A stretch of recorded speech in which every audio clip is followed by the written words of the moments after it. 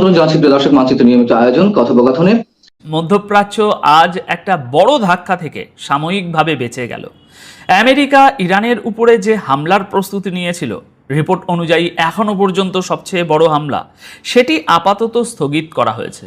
ঘোষণাটি করেছেন খোদ মার্কিন প্রেসিডেন্ট ডোনাল্ড ট্রাম্প। কিন্তু প্রশ্নটা এখানেই, ট্রাম্প কি সত্যি ইরানের সামনে পিছু হটলেন, নাকি এই স্থগিত আদেশের আড়ালে আরো বড় কিছুর প্রস্তুতি চলছে? আমি অনুপ বিশ্বাস, আর আপনারা দেখছেন এটাই রিয়ালিটি। আজ আমরা তিনটে জিনিস বোঝার চেষ্টা করব। হামলা কেন থামলো, সৌদি আরবের ভূমিকা ঠিক কতটা, আর ইসরায়েলে আমেরিকা এখন কি জড়ো করছে। তাহলে চলুন শুরু করা যাক। দর্শক বন্ধুরা, প্রথমে দেখে নেওয়া যাক ঠিক কী ঘোষণা করা হয়েছে।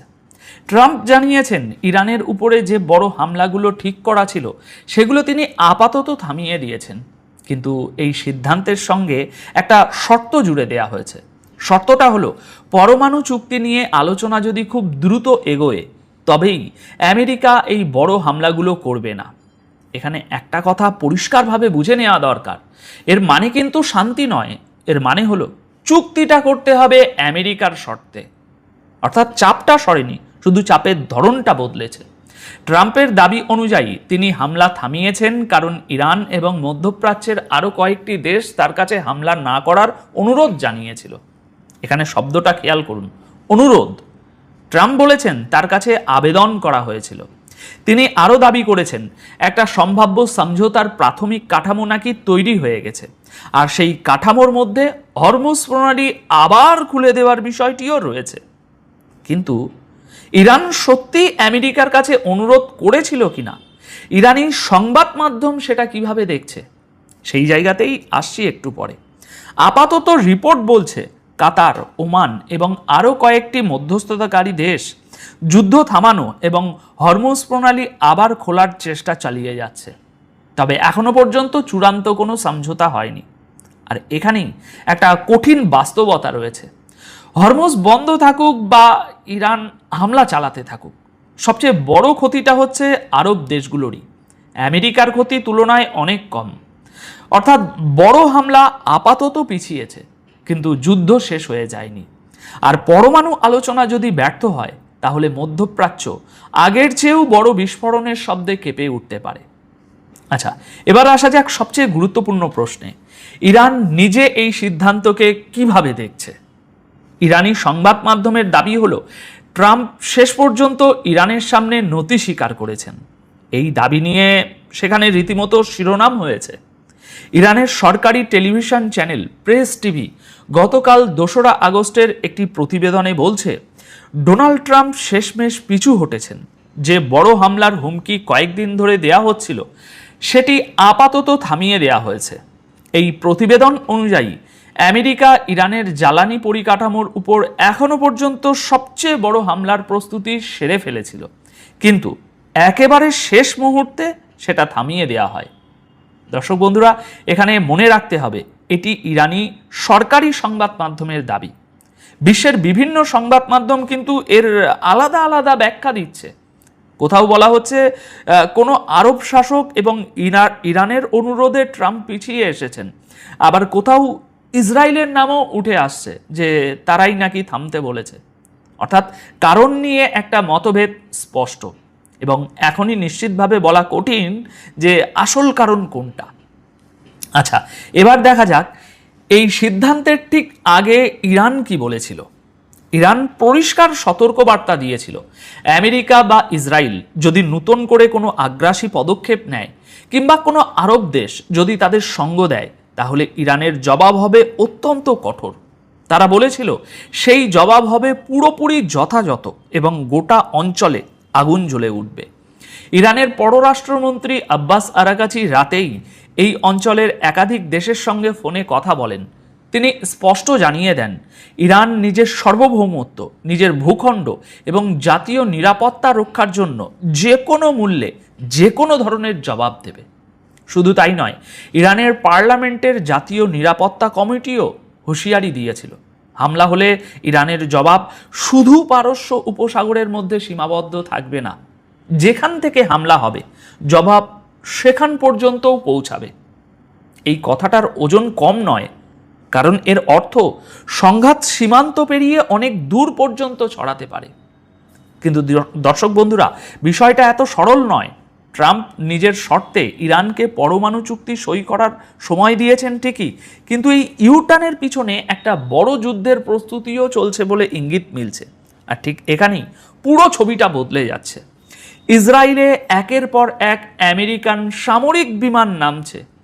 এগুলো কিন্তু সাধারণ পরিবহন বিমান নয়, এগুলো হলো ট্যাঙ্কার এয়ারক্রাফট, যারা আকাশে উঠতে উঠতেই যুদ্ধ বিমানে জ্বালানি ভরে দেয়। সহজ করে বলি একটু, এই বিমানগুলোর কাজ হলো ফাইটার জেটগুলো যাতে বারবার নিচে না নেমে দীর্ঘ পথ পাড়ি দিতে পারে এবং লাগাতার আকাশ থেকেই বোমাবর্ষণ চালিয়ে যেতে পারে সেই ব্যবস্থা করা। এই ধরনের বিমান শান্তির সময়ে জড়ো করা হয় না, এগুলো এক জায়গায় আনা হয় তখনই যখন কোনো বড় যুদ্ধ বা বড় আকাশ অভিযানের প্রস্তুতি চলে। গতকাল 2রা আগস্টের রিপোর্ট অনুযায়ী আমেরিকার আরও 10টি air two air refuelling aircraft খুব শীঘ্রই ইসরায়েলের বেনগুরিয়ান বিমানবন্দরে পৌঁছতে চলেছে। এগুলো পৌঁছে গেলে সেখানে এই ধরনের মার্কিন বিমানের সংখ্যা দাঁড়াবে 40। সংখ্যাটা একবার ভাবুন, 40টা জ্বালানি ভরার বিমান এক জায়গায় জড়ো করা হয়েছে। ইসরায়েলি সংবাদ মাধ্যমও গতকাল 2রা আগস্ট এই খবর প্রকাশ করেছে। তাদের প্রতিবেদন অনুযায়ী এত বিপুল সংখ্যক মার্কিন সামরিক বিমানের উপস্থিতি বেনগুরিয়ান বিমানবন্দরের উপর চাপ বাড়িয়ে দিয়েছে। এর ফলে সাধারণ যাত্রীবাহী উড়ানে 2 থেকে 3 ঘন্টা পর্যন্ত দেরি হচ্ছে। আর জুলাই ও আগস্টে এমনিতেই ইসরায়েলের সবচেয়ে ব্যস্ত ভ্রমণের মরশুম, পর্যটকদের ভিড়ও বেশি থাকে। এখন সামরিক বিমানের ভিড়ে জায়গা কমে গিয়ে পরিস্থিতি আরও জটিল হয়ে উঠেছে। এবার এখানে একটা পুরনো তথ্য মনে করিয়ে দিই আপনাদের, কারণ এখানেই আসল মোড়টা লুকিয়ে আছে। 15ই জুলাই ইসরায়েলের পরিবহন মন্ত্রক জানিয়েছিল আমেরিকা তাদের বেশ কয়েকটি রিফিউলিং এয়ারক্রাফট বেনগুরিয়ান বিমানবন্দর থেকে সরিয়ে সেগুলোকে নিয়ে যাওয়া হবে ইসরায়েলের বিমান ঘাঁটিতে নিয়ে যাওয়া হবে। অর্থাৎ সংখ্যা কমার কথা ছিল, কিন্তু হচ্ছে ঠিক উল্টোটা। সরানোর বদলে আরও 10টি নতুন বিমান পাঠানো হচ্ছে সেই বেনগুরিয়ানেই। আর সেই রিফিউলিং এয়ারক্রাফট এগুলো যেগুলো আমেরিকা ও ইসরায়েল ইরানের বিরুদ্ধে শুরু হওয়া যুদ্ধের সময় ব্যাপকভাবে ব্যবহার করেছিল। তাহলে দর্শক বন্ধুরা, ছবিটা কি দাঁড়াচ্ছে? একদিকে আমেরিকা ইরানের উপর অত্যন্ত বড় হামলার হুমকি দিচ্ছে, ঠিক সেই সময়ই ইসরায়েলে এভাবে জ্বালানি ভরার বিমান জমা হচ্ছে। এটাকেই ইঙ্গিত হিসাবে দেখা হচ্ছে যে আমেরিকা তার যুদ্ধের সরঞ্জাম এক জায়গায় জড়ো করছে এবং কোনো বড় আকাশ অভিযানের প্রস্তুতি নিচ্ছে। এখন এই বিশ্লেষণ যদি সঠিক হয়, তাহলে হামলা স্থগিত করার আসল অর্থ দাঁড়ায় সময় কেনা, প্রস্তুতি সম্পূর্ণ করার জন্য সময়। এদিকে ইরানকে ভাবার সময় দেয়া হচ্ছে, অন্যদিকে নিজের বাহিনীকে বলা হচ্ছে আরও সরঞ্জাম আনো। আচ্ছা, এবার আসা যাক তৃতীয় গুরুত্বপূর্ণ জায়গায়, সৌদি আরবের ভূমিকা। হামলা থেমে যাওয়ার পিছনে আরও একটা বড় কারণ সামনে আসছে। রিপোর্ট অনুযায়ী সৌদি আরবের ক্রাউন প্রিন্স মোহাম্মদ বিন সালমান নিজে ডোনাল্ড ট্রাম্পকে ফোন করে ইরানের উপরে নতুন হামলা না চালানোর আবেদন জানান। এক্সিওসের প্রতিবেদন অনুযায়ী ইরানের উপরে বড় হামলার প্রস্তুতির খবর সামনে আসার পরই মোহাম্মদ বিন সালমান সরাসরি ট্রাম্পের সঙ্গে কথা বলেন। তিনি ট্রাম্পকে বলেন পরিস্থিতি যেন আর খারাপ করা না হয়, নতুন ও বড় হামলাগুলো যেন পিছিয়ে দেয়া হয়। একজন মার্কিন কর্মকর্তা এক্সিওসকে জানিয়েছেন সৌদি আরব আমেরিকার কাছে এই হামলার পরিকল্পনা নিয়ে স্পষ্ট ব্যাখ্যাও চেয়েছিল, কারণ তাদের আশঙ্কা ছিল যুদ্ধ গোটা অঞ্চলে ছড়িয়ে পড়তে পারে। আর এই আলোচনা কখন হচ্ছে সেটাও কিন্তু খুবই গুরুত্বপূর্ণ। ঠিক এই সময়েই মধ্যপ্রাচ্যে থাকা একাধিক মার্কিন দূতাবাস নিজেদের নাগরিকদের যুদ্ধের ঝুঁকি নিয়ে সতর্কবার্তা জারি করে ফেলেছিল। আর ট্রাম্প নিজেও ইরানের উপর অত্যন্ত কঠোর হামলার হুমকি দিয়েছিলেন। অন্যদিকে ইরানের পররাষ্ট্রমন্ত্রী আব্বাস আরাকাচি গত রাতে সৌদি আরব, তুরস্ক এবং পাকিস্তানের সঙ্গে ফোনে কথা বলেন। তিনি তার সমকক্ষদের স্পষ্ট জানিয়ে দেন আমেরিকা বা ইসরায়েল নতুন কোনো আগ্রাসী পদক্ষেপ নিলে ইরানের জবাব হবে চূড়ান্ত এবং অত্যন্ত ধ্বংসাত্মক। এবার এই পুরো বিষয়টা সহজভাবে বোঝা যাক। এখন শুধু ইরানের পাল্টা আঘাতের ঝুঁকি একমাত্র বিষয় নয়, মধ্যপ্রাচ্যের বড় আরব দেশগুলোও চাইছে না যে এই যুদ্ধ আবার গোটা অঞ্চলকে গ্রাস করুক। আর এর কারণটা খুব বাস্তব, ইরানের পর সবচেয়ে বড় ক্ষতিটা আরব দেশগুলোকেই বইতে হচ্ছে। আমেরিকার সরাসরি ক্ষতি সীমিত, ইসরায়েলের ক্ষেত্রেও যা হওয়ার শুরুতেই হয়ে গেছে, কিন্তু আরব দেশগুলো একেবারে গোড়া থেকেই এই হামলার ধাক্কা সামলাচ্ছে।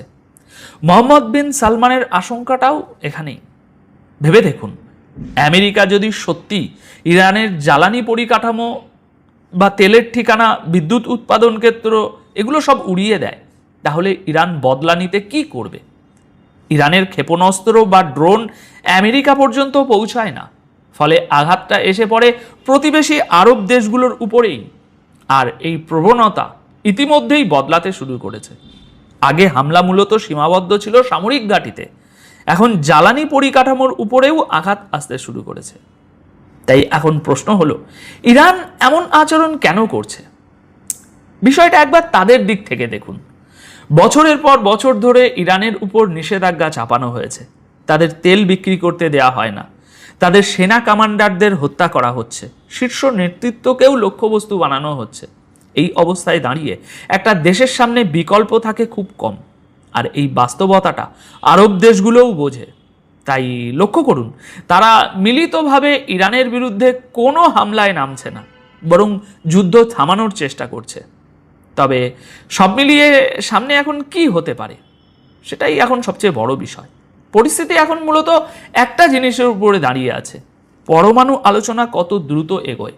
আলোচনা যদি সত্যি এগোয়, তাহলে হয়তো কিছুদিনের জন্য স্বস্তি মিলতে পারে, হরমুজ প্রণালী খোলা নিয়ে সমঝোতাও সামনে আসতে পারে।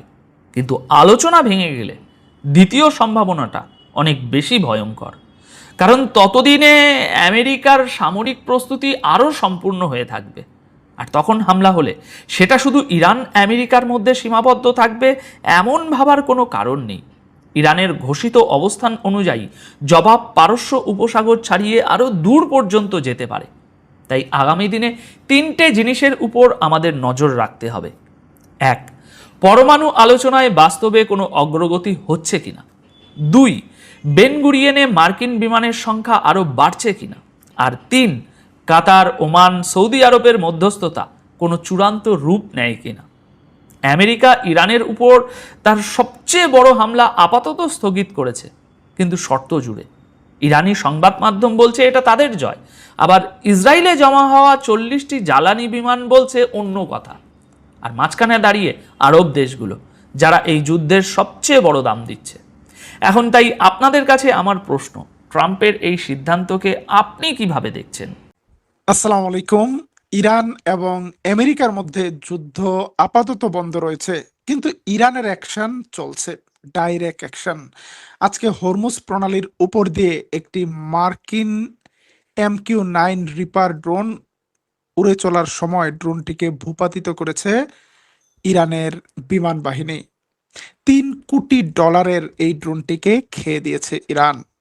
শুধু তাই নয়, ইরানের স্পেশাল ফোর্স স্পেশাল অপারেশন অব্যাহত রেখেছে ইরাকের ভেতরে কুর্দিস্তান এলাকায়। নতুন রিপোর্ট অনুযায়ী গত 4 মাস ধরে একটানা ইরানের অ্যাকশন চলছে ইরাকের কুর্দিস্তানে।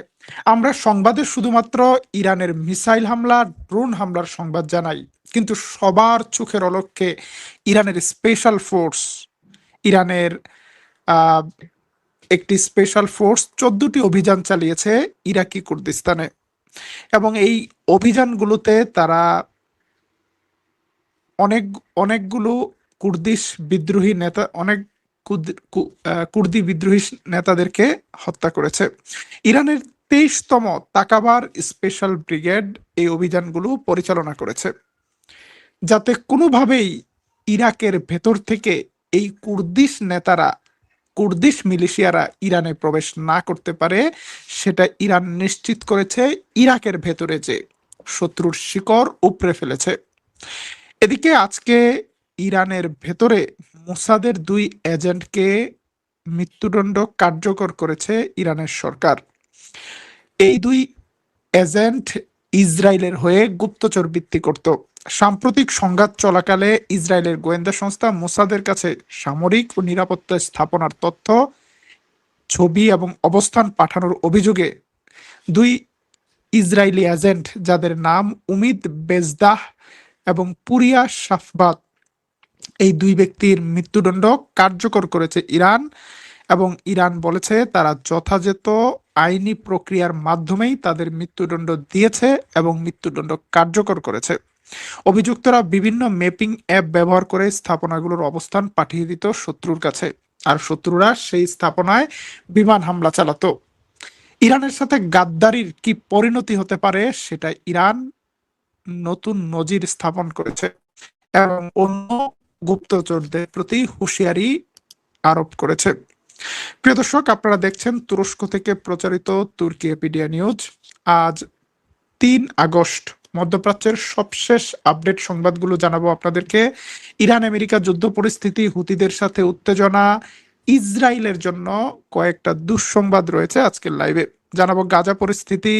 এছাড়া আপনাদের কোনো প্রশ্ন থাকলে সেই প্রশ্ন কমেন্টে জানাতে পারেন।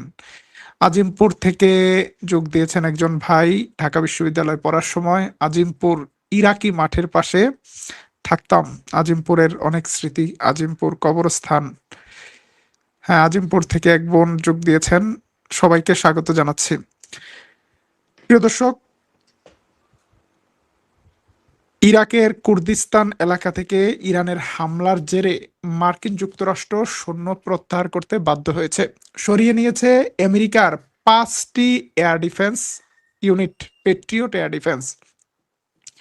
ইরাকের কুর্দিস্তান এলাকা থেকে মার্কিন সেনারা সরে যাওয়ার সাথে সাথে বিপদ নেমে এসেছে মার্কিন মদতপুষ্ট কুর্দিশ বাহিনীর বিরুদ্ধে।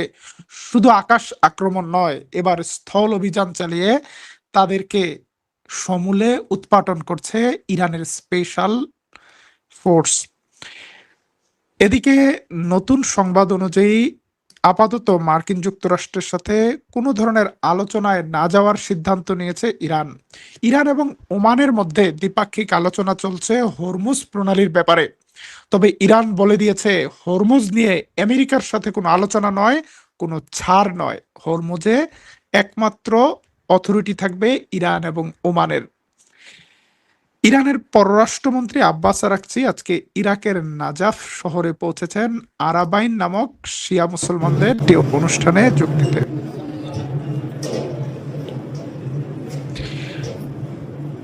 আরাবাইন কি জিনিস? ইরানীদের জন্য এবং ইরাকিদের জন্য, তারা মনে করে এটা একটা পবিত্র উৎসব। ইমাম হোসেন রাদিয়াল্লাহুর শাহাদাতের 40তম দিনে নাজাফ থেকে কারবালা অথবা কারবালা থেকে নাজাফ 80 কিলোমিটার রাস্তা তারা পায়ে হেঁটে চলাচল করে। হাজার হাজার মানুষ এই অনুষ্ঠানে যোগ দেয়। আবার স্বেচ্ছাসেবীরা রাস্তায় আগত মানুষদেরকে পানি দিয়ে, ফল দিয়ে, বিভিন্ন খাবার দিয়ে সহযোগিতা করে। একই স্টাইলে মার্কিন যুক্তরাষ্ট্রে অবস্থানরত শিয়া মুসলমানরা আমেরিকার মিশিগান স্টেটের ডেয়ারবর্ন শহরেও এই ধরনের একটি পদযাত্রা অনুষ্ঠানের আয়োজন করেছে। তবে সেই পদযাত্রায় থাকা ইরানের পররাষ্ট্রমন্ত্রী আব্বাস আরাকচি জানিয়ে দিয়েছেন যে এই মুহূর্তে মার্কিন যুক্তরাষ্ট্রের সাথে আমেরিকার সাথে ইরানের কোনো আলোচনা চলছে না। কোনো প্রতিনিধি দলকে ইরান পাঠায়নি এবং কোনো প্রতিনিধি দলকে ইরান রিসিভও করেনি। ইরান তার শক্তি এবং তার প্রতিরক্ষার মাধ্যমে নিজেদের সতর্ক অবস্থান জারি রেখেছে। ইরানের পক্ষ থেকে বলা হয়েছে শত্রুর প্রতিটি পদক্ষেপের দিকে নজর রাখছে ইরান। ইরানের সেনাবাহিনীর একজন জেনারেল বলেছেন যে ইরান অব্যাহত হামলা মোকাবেলার জন্য নিজেদের সামরিক সক্ষমতা বৃদ্ধি করছে এবং প্রতিটি যুদ্ধেই তারা নতুন নতুন চমক নিয়ে হাজির হচ্ছে। যদি আগামী দিনে কোনো সাম্রাজ্যবাদী শক্তি ইরানে হামলা করতে চায়, তাহলে ইরান আরো কঠিন জবাব দেবে। এদিকে এখন পর্যন্ত আতঙ্কে রয়েছে সৌদি আরব। ইয়েমেনের আনসারুল্লাহ হুতি বাহিনীর আক্রমণের ভয়ে অন্তত 6টি সৌদি ট্যাঙ্কার জাহাজ বাবেল মানদেব প্রণালী দিয়ে প্রবেশ না করে আফ্রিকার দিকে সরে গিয়েছে। রাডার ডাটাগুলো এই তথ্য জানিয়েছে। তবে গত শুক্রবার রাতের আধারে চোরের মতো লুকিয়ে লুকিয়ে সৌদি আরবের দুটি জাহাজ বাবেল মানদেব প্রণালী পার হয়েছে। প্রণালী পার হওয়ার সময় তারা সব রকম লোকেশন ট্রেস করার যন্ত্রপাতিগুলো বন্ধ করে রাখে। সৌদি আরবের নিজের বাড়ির সামনে লোহিত সাগরই সৌদি আরবের জন্য অনিরাপদ হয়ে উঠেছে। যদিও 14টি দেশের একটি জোট তৈরির ঘোষণা দিয়েছে সৌদি আরব, কিন্তু ইরানের সাথে ইয়েমেনের সাথে আলোচনার মাধ্যমে মীমাংসা করে ফেললেই এই জোটের আর কোনো প্রয়োজন হবে না। সর্বশেষ উদ্যোগ অনুযায়ী সৌদি আরব মার্কিন যুক্তরাষ্ট্রকে রিকোয়েস্ট করেছে যেন তারা দ্রুত এই যুদ্ধকে প্রশমিত করে আলোচনার রাস্তা খুলে, ডিএসকেলেশনের রাস্তা খুলে। তবে এই বিষয় নিয়ে নারাজ ইসরায়েল। ইসরায়েল বলছে যে আমরা জানি না আমেরিকার কি আদৌ ইরানে হামলার প্ল্যান ছিল, নাকি ইরানকে একটা আলোচনায় আনার জন্য এই ধরনের একটা কৌশল করেছে, চাপ সৃষ্টির কৌশল। এদিকে ইসরায়েল থেকে একটা ব্যতিক্রমধর্মী সংবাদ এসেছে। আপনারা অনেকেই জেনেছেন যে ফিলিস্তিনিদের বন্দি করে রাখা কারাগারের চারদিকে কুমির ছেড়ে দেওয়ার, খাল খনন করে কুমির ছেড়ে দেওয়ার পরিকল্পনা করেছিল ইসরায়েলের কট্টরপন্থী মন্ত্রী, national security minister Ben Gvir. সেই বিষয়টি সারা বিশ্বে আলোড়ন সৃষ্টি করেছিল। পৃথিবীতে কোনো কারাগারের চারদিকে এই ধরনের কুমির মোতায়েনের কোনো নজির নেই। নজিরবিহীন এই ঘটনার বিরুদ্ধে এবার আদালতে মামলা করেছে ইসরায়েলের একটি পশুপ্রেমী বা প্রাণীপ্রেমী সংগঠন। তারা বলছে এতে কুমিরের মানবাধিকার লঙ্ঘন হয়। বাংলা ভাষায় একটা প্রবাদ প্রবচন আছে, কুম্ভুর আশ্রী, কুমিরের অশ্রু। ইসরায়েলি জায়নিস্টদের কাছে এখন কুমিরের মানবাধিকার গুরুত্বপূর্ণ মানুষের মানবাধিকারের চেয়ে। ফিলিস্তিনের বিভিন্ন গ্রাম থেকে, শহর থেকে কোনো ধরনের অভিযোগ ছাড়া প্রতিনিয়ত ফিলিস্তিনি যুবকদের, কিশোরদের, নারীদেরকে ধরে নিয়ে আসা হচ্ছে এবং ইসরায়েলি কারাগারে বন্দি করে রাখা হচ্ছে। যাদের বিরুদ্ধে কোনো অভিযোগ গঠন হয় না, যাদের বিরুদ্ধে কোনো শাস্তি নেই, বছরের পর বছর তারা কারাগারে আটক থাকে বিনা বিচারে। এবং তার বিরুদ্ধেই ফিলিস্তিনে 7ই অক্টোবরের একটি ঘটনা ঘটেছিল বলে দাবি করা হয়।